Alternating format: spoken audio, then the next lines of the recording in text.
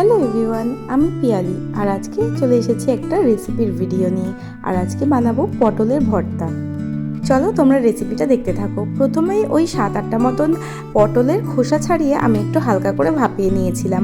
এরপর আমি মিক্সির মধ্যে এটাকে ভালো করে ব্লেন্ড করে নিয়েছি। তবে পটলের সাথে আরও কিছু জিনিস দিয়েছি, যেমন 6-7টা মতন গোটা গোলমরিচ আর কয়েকটা পাকা লঙ্কা আর সামান্য নুন দিয়ে ভালো করে, কালো জিরেও দিয়েছিলাম বেশ কিছুটা পরিমাণে। তারপর ভালো করে ব্লেন্ড করে নিয়েছি। এরপর কড়াইতে দিয়ে দিয়েছি সর্ষের তেল বেশ কিছুটা পরিমাণে। তেল গরম হয়ে গেছে, তারপর দিয়ে দিলাম কালো জিরে ফোড়ন। এরপর দেবো প্রায় 8-10 কোয়া, বড় কোয়ার 8-10 কোয়া রসুন গ্রেট করা। এটা দিয়ে ভালো করে একটু নেড়েচেড়ে দিতে হবে। এরপর আর কিছুই না, এটা একটু ভাজা ভাজা হয়ে গেলে আমি ওই পটলের পেস্টটা দিয়ে দেবো। তারপর একটু গুঁড়ো মশলাগুলো মেশাবো, ব্যাস হয়ে যাবে। আর এই পটলের ভর্তার রেসিপিটা এখন কম বেশি সবাই জানেন, তবে আমি কিভাবে করলাম সেটাই তোমাদের সাথে শেয়ার করলাম। তোমাদের যদি রেসিপিটা ভালো লাগে অবশ্যই আমি বলবো একবার বাড়িতে ট্রাই করে দেখো। এই পটলের ভর্তাটা দিয়ে না এক থালা গরম ভাত নিমেষেই হাওয়া হয়ে যাবে।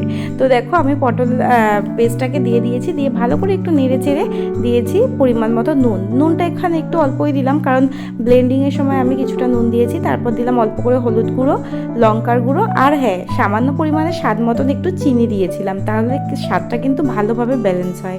তারপর আবার এদিক ওদিক একটু ভালো করে নাড়িয়ে চাড়িয়ে আমি ঢাকা দিয়ে করেছি। ওই 2 মিনিট মতন একটু ঢাকা দিয়ে নেড়ে চেড়ে বাস নামিয়ে নিয়েছি।